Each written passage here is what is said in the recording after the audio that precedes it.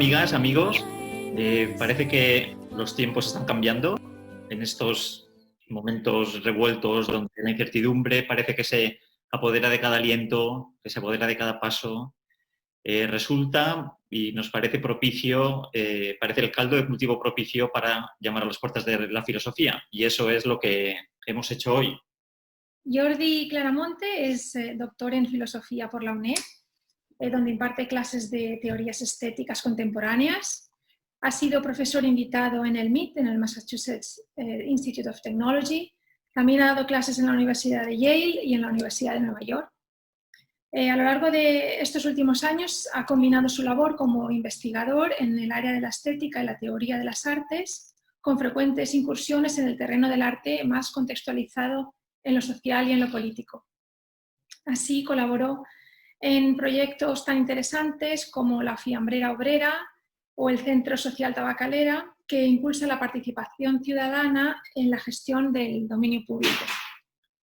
Y para rizar el rizo todavía un poco más, decir que nuestro invitado de hoy, nuestro admirado y estimado Jordi Claramonte, también es electricista. Si con todo lo dicho, amigas y amigos, hasta ahora todavía no hemos suscitado el interés de todos los que nos estáis viendo y escuchando, no pasa nada. Lo único que os vamos a pedir es, y os vamos a aconsejar, que os quedéis un ratito porque esto promete y promete mucho. Muy buenas, Jordi. Encantado de que estés aquí con nosotros. Es un verdadero placer. A ver si es verdad. Los placeres siempre son un ten con ten, son cosa de varios. O sea que habrá que ponerse a ello y aplicarse.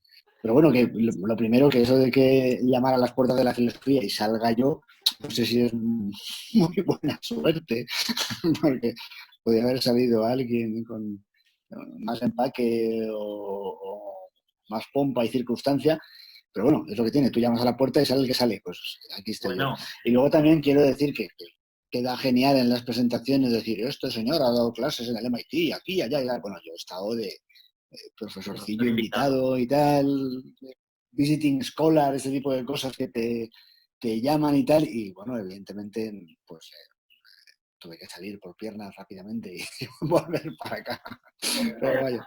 Tampoco llama a todo el mundo. Por algo será que seguimos llamando a esta puerta. O sea, esta es nuestra elección y estoy convencido de que va a ser de interés para nosotros y esperemos que para todos. Bueno, vamos allá. Como hemos comentado, sin red y nos lanzamos. ¿Qué tiene? Hablando un poco de eso, ¿no? Llamando a las puertas de la filosofía. ¿Qué tiene la filosofía? ¿O qué tenéis los filósofos, las filósofas? Que cada vez que nos vemos en una situación convulsa, que nos desborda la realidad, nos volvemos todos un poco locos llamando a vuestras puertas. Y como nosotros somos personas que te seguimos, sabemos que esta es una pregunta bastante recurrente en estos tiempos. Así que vamos a darle un poco de giro y le vamos a dar la vuelta, reenfocando un poco esta pregunta. ¿Qué no llevamos en nuestras mochilas que inmediatamente ante la incertidumbre volvemos siempre la mirada hacia la filosofía? Bueno, la filosofía es un palabra que se ha utilizado mejor o peor para muchas cosas, pero sí que de alguna manera ha acabado por englobar una serie de gente y de ideas que básicamente dan en cuestionar lo que hay, dan en preguntarse, dan en la perplejidad, ¿no? La filosofía es conocida más bien por inducir perplejidad que por aportar conocimientos pomposos y seguros de sí mismos, ¿no? Esto hace la filosofía difícilmente soportable. Cuando las cosas van muy bien, pues nadie quiere escuchar a un señor más o menos pintoso poniendo en cuestión todo. Cuando las cosas no funcionan, que alguien cuestione y replantee las cosas y nos haga verlas desde otra óptica, desde otra perspectiva, pues quizás sea uno de los dudosos privilegios de la filosofía. Bueno, sí, o sea, cosa... cuestionar y dar por saco suele estar bien visto cuando las cosas van mal. y cuando van bien, pues te invitan amablemente a beber la cicuta o a que desaparezca de los planes de estudio. Pero vamos, es nuestro destino. Son los únicos. Muy bien, además que nos alegra ver que hoy en día existe mucha gente que os sigue, que sigue vuestro trabajo, que inunda vuestras redes sociales y compra vuestros libros. Sois nuevos referentes del pensamiento y para la reflexión. Esto en nuestra época no ocurría. ¿Y qué ha pasado? ¿Habéis bajado al barro? ¿Sois gente que toca la calle y que las personas se identifican más con vosotros? Bueno, yo creo que han pasado muchas cosas, ¿no? Una es que las famosas crisis, y las crisis son aquellos momentos en los ciclos pues, económicos, pero también vitales y humanos, ¿no? Sociales, en los que esos ciclos en los que las cosas se caen a cachos. Entonces, como he dicho antes, cuando las cosas se caen a cachos, pues parece que el quehacer del filósofo, joder, pues parece que sea más importante. Luego también la filosofía sí que es bueno que tenga una cierta distancia, o sea, tipos así dictaracheros y tal como yo, bueno, pues tenemos una función, pero también la tiene la gente que es más difícil de entender, tengo dificultades, más difícil de entender porque así nos obliga realmente a no hacer una lectura fácil, no hacer una lectura complaciente, no convertir la filosofía en una especie de autoayuda cutre o autoayuda pedante. Yo creo que eso es importante. Es importante y la verdad es que a nosotros nos encanta que tengáis esas redes, como ha dicho Elia, ¿no? Redes sociales repletas, estudiantes que os siguen y no sé, es como gente joven volcada, es como un halo de qué bien, por aquí están pasando estas cosas, ¿verdad? Y siempre es un poco de subidón. Nos dice la neurociencia, que nosotros seguimos mucho, el nuevo conocimiento en neurociencia, que con la edad vamos perdiendo habilidades, nosotros ya hablando con la edad, pero vamos perdiendo unas, pues vamos perdiendo esa agudeza de la persona de 15 años, de 20, de 25, pero a su vez vamos ganando otras, como la capacidad de reflexión, la capacidad de conectar. ¿No es eso en sí mismo en lo que se basa la filosofía? La filosofía, como tantas otras actividades humanas, tiene cuanto menos dos vectores, dos caminos por donde tirar que son contradictorios entre sí, pero que no obstante son complementarios. La filosofía no puede hacerse sin esa capacidad, sin esa rapidez, sin esa capacidad de cuestionamiento, de juego, de poner en evidencia lo hueco de las palabras aceptadas, y eso es una especie de disposición que quizá alguna gente en su juventud desarrolle, tenga con más fuerza, y no puede hacerse filosofía tampoco sin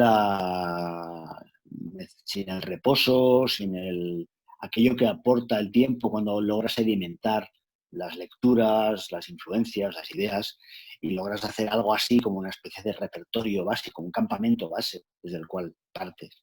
Pero insisto que son dos dinámicas que, contradiciéndose, aparecen, y no solo en la filosofía, sino en el arte, por ejemplo, que es un poco el campo al que yo le presto más atención, ¿no? Continuamente. Y que tenemos que ser suficientemente generosas, para ver ambas dinámicas. Porque normalmente los humanos solemos, cuando nos hacemos mayores quizá, ¿no? y necesitamos más serenidad, más reposo, solemos menospreciar el tipo de práctica de aquellos que cuestionan todo, que ponen todo panza arriba. Y al revés, cuando somos jóvenes y ponemos las cosas panza arriba, solemos mirar con menosprecio a la gente que necesita esa especie de sedimentación. Yo creo que es muy importante y es parte de la constitución misma del pensamiento el ser capaz de apreciar ambas dinámicas a la vez y verlas cómo se conectan y cómo se retroalimentan de alguna manera extraña. Bueno, la historia nos muestra que las situaciones adversas forman parte de la vida del ser humano. ¿Por qué vamos a ser nosotros especiales si no vamos a enfrentarnos a ninguna gran crisis? Es decir, la pregunta no es tanto por qué nos está pasando esto, sino por qué no nos iba a pasar. Sí, incluso porque no ha pasado antes. De hecho, Bueno, pues científicos como Lovelock, como James Lovelock, llevan años, muchos años, el de la hipótesis Gaia, ¿sabes? El que dijo que el planeta era una especie de nave espacial, que hacíamos todos montados y que lo que hacíamos aquí influía en lo que pasaba allá y viceversa, pues estaba cantado, ¿no? Entonces, todo lo que se viene hablando desde hace tiempo, aunque haya mucha gente que se dedique a negarlo, ¿no? Todo lo del cambio climático y tal, en realidad no es más que un proceso histórico claramente rastreable en el cual, llevados de nuestra soberbia, que nos hace entender que somos poco menos que el ombligo de Dios, pues, hemos ido tirando como si no hubiera un mañana, literalmente como si no hubiera un mañana. Y eso tiene consecuencias a muchos niveles, climáticos, oceanográficos, como es sabido, y tal, pero también víricos. Y ahí es donde estamos ahora. Y bueno, pues evidentemente, como decís, la pregunta es cómo es que no ha pasado antes o cómo es que no habíamos considerado cuán frágil era todo el cuento no chino, en este caso, sino occidental, todo el cuento que nos hayamos montado.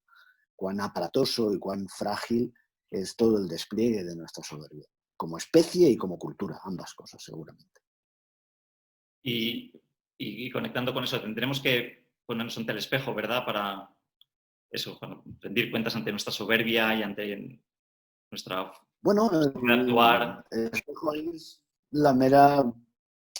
la lucidez más básica de intentar ver qué está pasando. También, insisto en ello, como especie, quizás, evidentemente nos va a afectar, pero es una cosa también muy cultural de lo que ya hemos llamado con más o menos soltura Occidente o la sociedad del primer mundo, bla, bla, bla, bla, porque evidentemente, bueno, las pobrecillas personas que viven en el 80-90% de la superficie del planeta, pues sus niveles de consumo y de polución y de soberbia son bastante insignificantes comparadas con la nuestra. Entonces es un ejercicio, claro, sí, de moverse frente al espejo, pero no de convertir eso en una especie como de moralina o de cuento de te lo dije, sino una cuestión de lucidez, de diagnóstico, de darnos cuenta de qué estamos provocando y de qué está pasando. Y eso, evidentemente, porque ya no queda otra, porque no tenemos más remedio que planteárnoslo. No es una de esas tareas que uno ponga en su agenda. Voy a ver si algo como estoy viviendo. No, joder, es que es ahora y Claro, está ya aquí. Y entonces, claro. eh, Bueno, pues hay que y ya no tomar. solo lo que está pasando, sino un poco intentar lanzar un poco la mirada que va de mañana. Ya sabemos que en esta nueva realidad nadie tiene una varita mágica, una bola mágica para decir qué es lo que va a pasar. Pero bueno, leyendo a muchos filósofos de distintas, que vienen por diferentes caminos, hay quien apunta que llegará a un estado muy autoritario, con vigilancia digital enorme, o los que apuntan a un gran empoderamiento ciudadano y una gran ola de solidaridad, o incluso podemos sumar aquí a ingredientes a esta ensalada, quien apunta a la agudización de los populismos. ¿Cómo lo ves tú, Jordi? Es una mirada que nos interesa mucho. Una pregunta marrón, ¿no? Adivina el futuro y tal. Bueno, pues evidentemente cuando se mencionan esos tres escenarios que tú has dicho, seguramente pues, hay elementos para todos y cada uno de ellos. En filosofía, en lógica, siempre se entiende que la palabra posible hay que saberla utilizar, ¿vale? Es una palabra que usamos mucho y la usamos fatal. Y la filosofía tiene que ver con esta higiene de las palabras. Pues bien, lo posible es estrictamente aquello que puede suceder. Y solamente sucede aquello para lo cual se dan todas y cada una de las condiciones. Entonces, ¿es posible que se dé un estado autoritario, una especie de neofascismo? Bueno, de hecho ya está pasando, ¿no? La vigilancia electrónica, las fronteras completamente blindadas y en fin, ¿no? El gran decalaje de derechos sociales, laborales y tal que tiene la gente inmigrante en Europa, ya está ahí. Pero para que acabe de pasar, para que sea posible, tienen que darse todas las condiciones. Y una condición fundamental para que eso pasara sería que nosotros lo tolerásemos. Los ciudadanos, la gente que vivimos acá y tal y cual, podemos ser indiferentes. Podemos dejar que eso suceda. Pero si no lo hacemos, no pasará. Eso es importante saber. Luego, para que se genere una especie de gran movida ciudadana, una especie de 15M planetario, donde todos hagamos asambleas todo el día, no, Dios nos libre, donde nos autoorganicemos y donde generemos comunidades mejor dimensionadas que las que tenemos ahora, es posible también. Y efectivamente va a ser imprescindible que para que sea posible nos pongamos con ello. Lo que quiero decir con esto es que en vez de hacer un diagnóstico, va a pasar esto, va a pasar lo otro, va a pasar en gran medida aquello que contribuyamos a hacer que pase. Pero igualmente la única respuesta decente a una pregunta sobre lo que puede suceder es pongámonos manos a la obra, organicémonos ya. Y cuanto antes lo hagamos, con más derecho podremos decir esta opción era posible. Y luego hay otra pregunta que tiene que ver no con lo posible, sino con lo necesario. Estoy barriendo para mi casa, estos son los términos que yo utilizo para pensar la estética.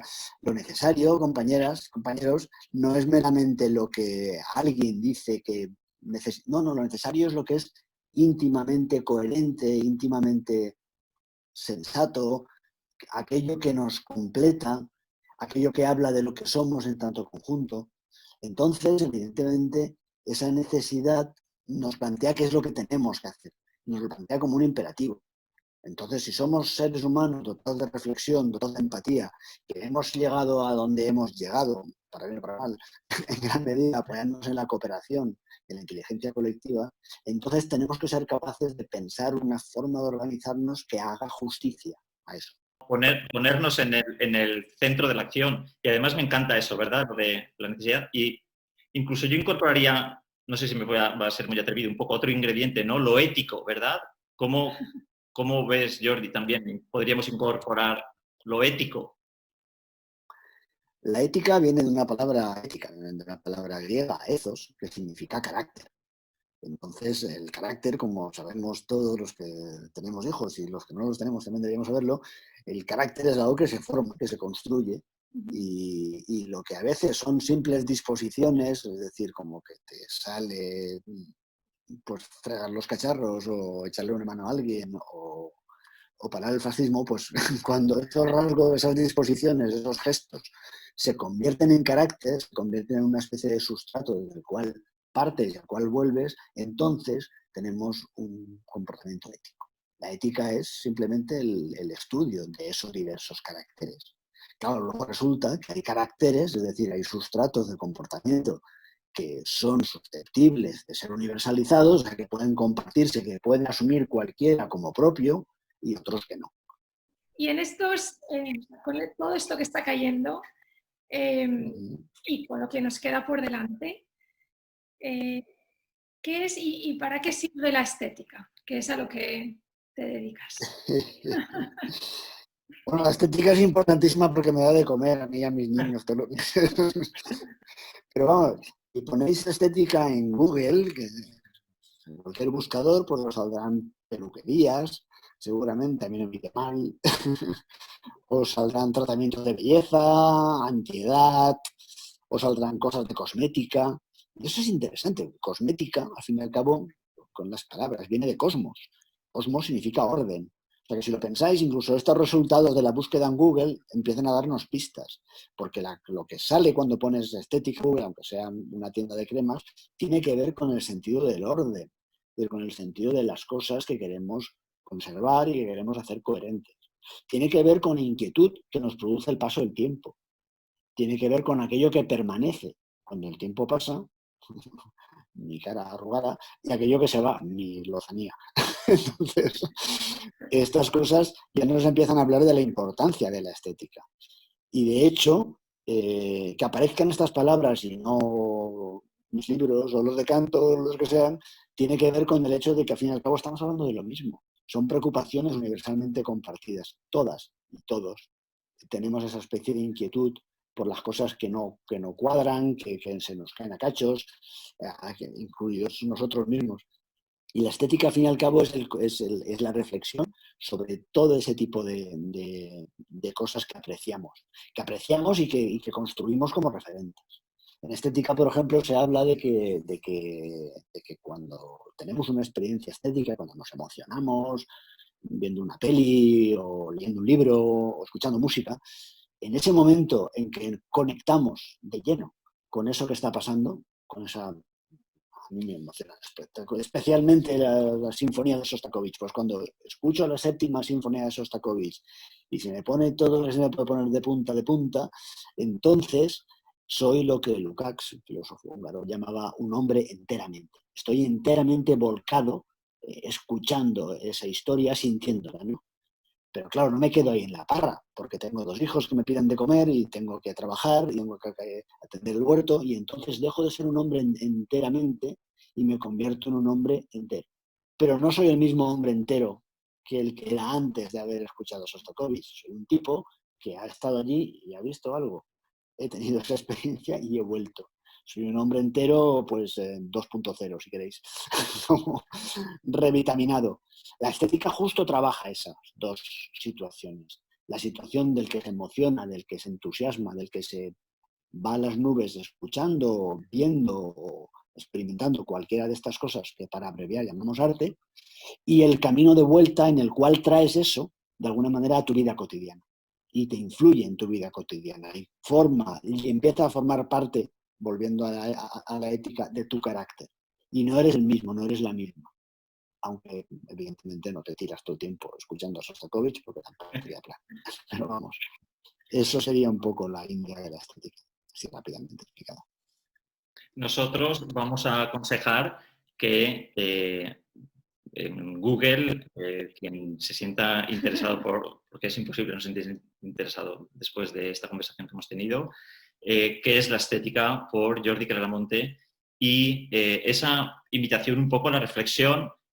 Primero agradecerte, Jordi, que antes del silencio, porque en ese post nos hablas, un poco la estética nos habla de vamos a guardarnos un poco en silencio, vamos a cerrar un poco los ojos, vamos a reflexionar y por eso fuimos a llamar a la puerta. Jordi, antes de quedarte en silencio, por favor, háblanos. Ese un poco, ¿no? Invitación al silencio, a reflexionar sobre lo que está pasando. Como muy bien dices, no dejando pasar las mamonadas que tienen su juguillo, pero sí ese ejercicio de reflexión necesario, ¿verdad? Hombre, la estética, como notorio, impone siempre como paso previo que te calles un ratito, y que le prestes atención a lo que tienes delante, porque merece esa atención, sea una persona, sea tu hijo, sea un colega o sea una sinfonía. Tienes que pararte y escuchar. Tienes que salirte del follón cotidiano, de los bucles en los que estamos todo el tiempo, callarte mentalmente y prestar atención. Eso es tan básico que a veces parece que se nos ha olvidado. Y entonces antes ya de haber empezado a escuchar ya estamos queriendo dar una opinión. Es que esto, no, joder, cállate, guárdate tus opiniones, no pasa nada, no se pudren, no se caducan como los yogures, ¿sabes? O sí, pero guárdatelas en cualquier caso, ¿no? Y la estética es siempre un protocolo de esto, de esta especie de humildad o de llaneza en la cual te paras y le prestas lo único que puedes prestar en realidad, que es tu tiempo y tu atención a algo, y sales de ahí pues reconstituido. Frente al mundo un poco pasa lo mismo. A mí estas historias, de hecho he participado para mi mal en un par de proyectos colectivos, de libros y tal, para mi mal porque me contradigo, evidentemente, ¿no? La contradicción, en fin. Me parece que de hecho deberíamos pues, ser capaces de extender esta especie bueno, de proceso de atención no llena de prejuicios, porque cuando atendemos las cosas rápidamente no dejamos, de hecho, que aquello que tenemos delante suceda, sino que aplicamos lo que ya sabíamos que íbamos a hacer y nos daría igual que fuera una sinfonía que una corrida de toros. Y no es así. La estética impone esa especie de sosiego, de distancia, que en el fondo es la condición de cualquier tipo de experiencia digna de ese nombre y finalmente también la condición de cualquier conocimiento genuino, porque si no, no estaríamos haciendo juicios, sino prejuicios, y eso apresta. Pues bueno, yo creo que no se puede decir mejor, ni se puede decir más bonito. Creo que con esa reflexión nos vamos a quedar también. Vamos a hacer caso de la estética, guardarnos un poco, cerrar los ojos, un poco de sosiego y aparecer dentro de un tiempo. Además es que escuchar, de verdad, estamos escuchándote, no nos ves, pero estamos escuchándote y estamos con atención plena o mindfulness, como también se llama ahora, ¿no? Pero Sí, te digo. esto es algo que de verdad que nos está cambiando, ¿no? Cuando escucharte y con atención y reflexionar sobre todo lo que cuentas es también una experiencia estética, de verdad. Bueno, pues eso tiene una tarifa extra, aparte de las reflexiones por minuto. Cuando hay cambio de perspectiva vital, ahí suena un bonus clon. Bueno. Pues nada, Jordi, muchas gracias a vosotros, evidentemente, la iniciativa esta de hablar, así de simple. Me gustó cuando lo recibí, porque hablemos, no hagamos el diagnóstico definitivo de nada, no sé, hablemos y tal, veámonos en caso de que nos permitan los cacharros estos vernos. Y bueno, y hagamos eso tan simple y tan definitivo en la historia de la humanidad como es escucharnos, hablarnos y con más o menos presteza ponernos manos a la obra, porque no hay otra.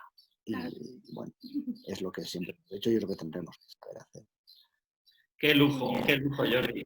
Qué lujo. Bueno, como habíamos dicho al principio, sabíamos que iba a valer la pena. Nos ha encantado tenerte, que nos regales tu tiempo, porque yo creo que no hay nada que se pueda, no hay un regalo mejor que hacer que ese, que regalarnos tu tiempo y eso, un verdadero placer y nos vemos por la calle. Y como decían los clásicos, que fluya. Venga, salud. Un abrazo, Jordi. Un abrazo muy fuerte y muchas gracias de corazón. Gracias. Chao.